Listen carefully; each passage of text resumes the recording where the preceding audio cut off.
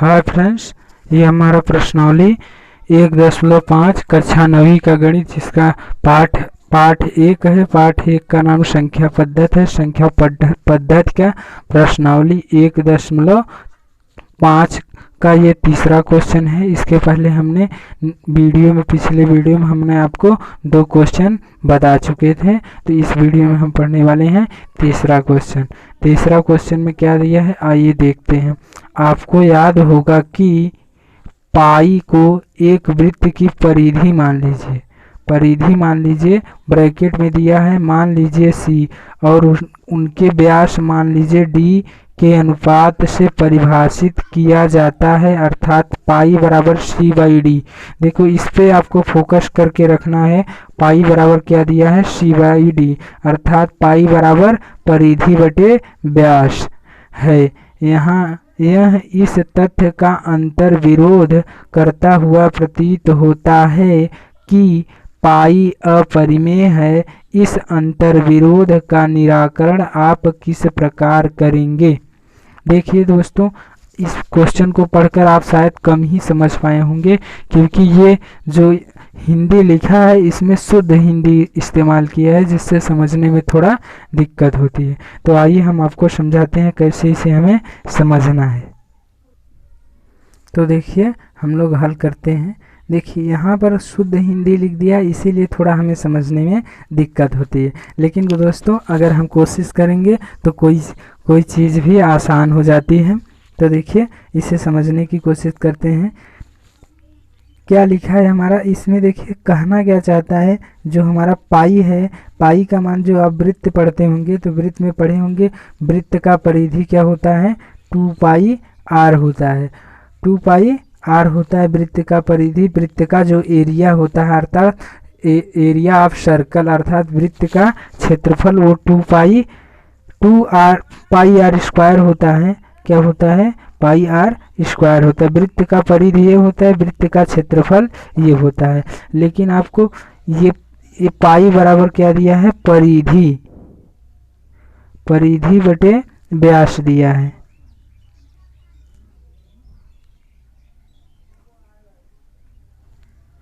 परिधि बटे क्या दिया है, व्यास दिया है। देखिए, आपको परिधि बटे व्यास दिया, अर्थात सी बाई डी दिया है। देखिए, यहाँ पर आपका जो पाई बराबर सी बाई डी दिया है, अर्थात परिधि को सरकमफ्रेंस बोलते हैं और व्यास को बोलते हैं डाईमीटर। तो सरकमफ्रेंस का पहला अक्षर सी होता है, इसलिए इसे परिधि से डिनोट करते हैं। व्यास होता है जो डाईमीटर का पहला अक्षर डी होता है, इसलिए इसे डी से डिनोट करते हैं। ठीक है, ये पूछा है कि देखिए, pi is equal to C by D, अर्थात परिधि बाई व्यास है। मान लीजिए, अब आप परिधि और व्यास सोच रहे होंगे क्या होता है। तो परिधि और व्यास आपको सिंपल सी भाषा में पढ़ा देंगे। कुछ लोग पढ़े होंगे वृत्त के बारे में तो जानते होंगे। ये देखो, ये एक वृत्त हो गया, इसका कोई सेंटर होगा। सेंटर से समान दूरी की ये लाइनें होगी। ये जो पूरी लाइनें हैं सेंटर पर चारों तरफ से समान दूरी पर होती है, और ये जो समान दूरी है, ये जो लाइन है, इसी को हम लोग बोलते हैं परिधि। और यहाँ से लेकर के ये सभी जगह क्या है, समान दूरी है। ठीक है, इसे को बोलते हैं हम लोग रेडियस, अर्थात त्रिज्या। और जब इस त्रिज्या को हम लोग 2 गुना करते हैं, जैसे मान लीजिए ये त्रिज्या यहाँ तक है और इसे बढ़ाकर यहाँ तक कर दिए, जब त्रिज्या को 2 गुना कर देते हैं तो क्या बन जाता है, तो व्यास बन जाता है। तो आई थिंक परिधि और व्यास से पहले भी परिचित हुए होंगे। यहाँ भी अगर आप नहीं सीखे हैं तो थोड़ा बहुत समझ में आया होगा, लेकिन आपके वृत्त वाले चैप्टर में वहाँ पे आपको डिटेल्स में बताया जाएगा। सीधी से सिंपल सी बात है यार, ये जो लाइन होती है ना, इसी को तो परिधि बोलते हैं। और ये लाइन, ये इसका कोई सेंटर होगा वृत्त का, और यहाँ सेंटर से ये क्या हो गया, सेंटर है, अर्थात सेंटर है ये, और ये क्या हो गया, त्रिज्या। और त्रिज्या को हम जब 2 गुनी कर देते हैं, यहाँ से यहाँ कर देते हैं, तो यही हमारा क्या बन जाता है, डाईमीटर, अर्थात व्यास। लेकिन हमें जो समझने वाली बात है वो ये है, देखिए क्या है, पाई बराबर हमारा जो दिया है परिधि बटे व्यास दिया है। इसको अगर मान लीजिए हमारी परिधि 3 हो गई और व्यास 2 हो गया, तो ये पी वाई क्यू के रूप में रिप्रेजेंट होने लगा कि नहीं। जब ये पी वाई क्यू के रूप में रिप्रेजेंट होने लगा तो इसे क्या बोलना चाहिए, परिमेय संख्या बोलना चाहिए, अर्थात रेशनल नंबर बोलना चाहिए।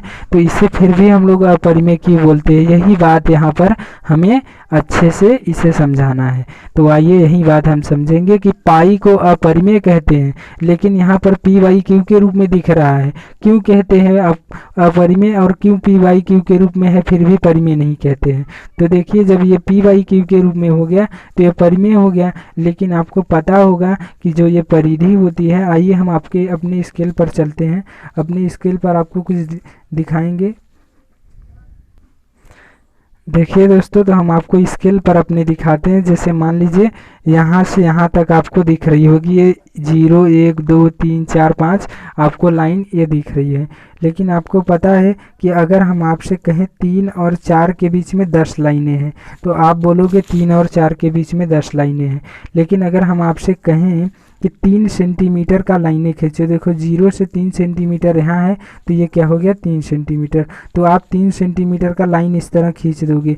लेकिन ये जो लाइन आपने खींचा है ना, ये लाइन एग्जैक्ट नहीं है, इसमें जो छोटी छोटी पार्ट हैं ये हो सकता है आपका 3.124 हो, और यार वो हो सकता है 3.23 हो। इस तरह ये एग्जैक्ट लाइन नहीं हो पाती है, इसे हम सही नाप नहीं पाते हैं। देखिए इसे जब हम सही नाप नहीं पाते तो हो सकता है हमारा 3.2426 ऐसे करके ये डैश डैश करके अनंत तक भी जा सकता है। और उसी तरह जब हम 2 को नापते हैं व्यास को, ये जो हमारी सर्कल है, सर्कल अर्थात ये जो हमारा सर्किल है, अर्थात सर्किल का जो डायमीटर है, व्यास है, इसे जब हम नापेंगे तो देखिए यहाँ पर 2 सेंटीमीटर लगभग दिख रहा है। तो मान लीजिए 2 सेंटीमीटर जब हम नापते हैं चौंप से तो ये हम एग्जैक्ट वैल्यू कभी नहीं ले पाते हैं, 2 सेंटीमीटर कभी करेक्ट नहीं नाप पाते हैं। जैसे नापते हैं देखिए यहाँ पर 2.12 हो सकता है या फिर 2.35 हो सकता है, डैश डैश करके अनंत भी हो सकता है। तो इसका जो हम नाप करते हैं ना, ये स्केल पर जब हम नाप करते हैं तो नाप हमारा सही नहीं हो पाता है। इसी बात को हमें समझना है कि स्केल पर जब हम नापते हैं तो जैसे मान लीजिए अगर हम यहाँ से 5 सेंटीमीटर लेंगे तो कभी भी 0 से 5 सेंटीमीटर तक जब सेंटीमीटर में लेंगे तो कभी भी हम एग्जैक्ट वैल्यू नहीं नाप सकते। 0 से 5 सेंटीमीटर कभी भी बराबर 5 सेंटीमीटर नहीं नाप सकते। या फिर अगर हमको कहा जाए कि 10 सेंटीमीटर नापिए तो 0 से 1 तक जाएंगे तो आपका 10 सेंटीमीटर होगा, और आपसे कहें कि 10 सेंटीमीटर नापिए तो आप कभी भी 10 सेंटीमीटर करेक्ट वैल्यू नहीं नाप पाएंगे। इसमें कुछ आपका एरर आ जाता है, अर्थात त्रुटि आ जाती है। और त्रुटि जो देखिए किस वजह से आती है, क्योंकि ये जो छोटी छोटी लाइनें हैं ना, इसमें बहुत सारे अंक दिखेंगे। जो ये 0 और 1 के बीच में आपको बहुत सारे अंक दिख जाएंगे। जैसे मान लीजिए एक हो गया 0.1 1 2 4 भी हो सकता है, 0.1326 डैश डैश करके अनंत भी हो सकता है। तो यही हम बताना चाहते हैं कि जब कभी हम स्केल पर नाप करते हैं तो एग्जैक्ट वैल्यू नहीं नाप पाते, और एग्जैक्ट वैल्यू नहीं नाप पाते। जैसे अब हम इसी का 3 का मान अगर हम मान ले 3.2124 डैश डैश करके अनंत, और इसका मान लेते हैं अगर 2 को नापे तो 2 को भी हम सही नहीं नाप पाएंगे। और जब सही नहीं नाप पाए तो मान लीजिए हमारा ये कुछ आ गया 1.34 डैश डैश करके अनंत। तो बताओ इन दोनों को हम पी वाई क्यू के रूप में लिख सकते हैं? नहीं लिख सकते पी वाई क्यू के रूप में। इसीलिए हम पाई को क्या मानते हैं? अपरिमेय मानते हैं, क्योंकि जब हम नाप करते हैं तो ये करेक्ट वैल्यू नहीं नाप पाते और इसे हम पी वाई क्यू के रूप में रिप्रेजेंट नहीं कर सकते, क्योंकि ये अनावसानी अनावर्ती दशमलव प्रसार है। यही बात हमें समझना है कि इसे हम पी वाई क्यू के रूप में नहीं लिख सकते हैं। आई थिंक आपको दिखा रहे हैं, हम पहले से लिख के आए हैं। देखिए दोस्तों, हम यहाँ पर पहले से आपके लिए लिख कर आए हैं जिससे आपका टाइम न जाए। इसका कोई अंतर विरोध नहीं है। पूछा है कि क्या इसका कोई अंतर विरोध के बारे में पूछा था, तो आप लिख दीजिएगा इसका कोई अंतर विरोध नहीं है। स्मरण रहे कि जब कभी कभी स्केल से जब कभी भी स्केल से या किसी अन्य युक्ति से लंबाई मापते हैं, यहाँ पर किसी अन्य युक्ति, मान लीजिए आप स्क्रू गेज ले लिए तो भी नापेंगे तो लंबाई करेक्ट मान में नहीं आती। आप साइंस पढ़े होंगे तो साइंस में वहाँ पर आपके 9th और 10 में लैब में ले जाके आपको लैब कराया जाता होगा, पहला ही चैप्टर पढ़ाया गया होगा मेजर अर्थात मापन पढ़ाया होगा। तो पहले चैप्टर में आपको इस वहाँ पे क्या कहते हैं लैब में आपको इन्हीं को नापने के लिए बताया गया होगा, करेक्ट वैल्यू लाने के लिए बताया गया होगा। लंबाई मापते हैं तब आपको केवल एक सन्निकट परिमेय मान प्राप्त होता है, अतः आप यह अनुभव नहीं कर सकते कि सी और डी अपरिमेय है। देखिए यहाँ पर देखिए सन्निकट मान आपको प्राप्त होता है।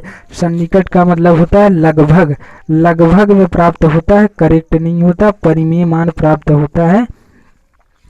तो आप आई थिंक इसको समझ गए होंगे हमने जो यहाँ पर लिखा है, इसीलिए सी या डी अपरिमेय नहीं हो सकता। ठीक है दोस्तों, तो चलिए नेक्स्ट वीडियो में मिलते हैं, तब तक के लिए जय हिंद जय भारत।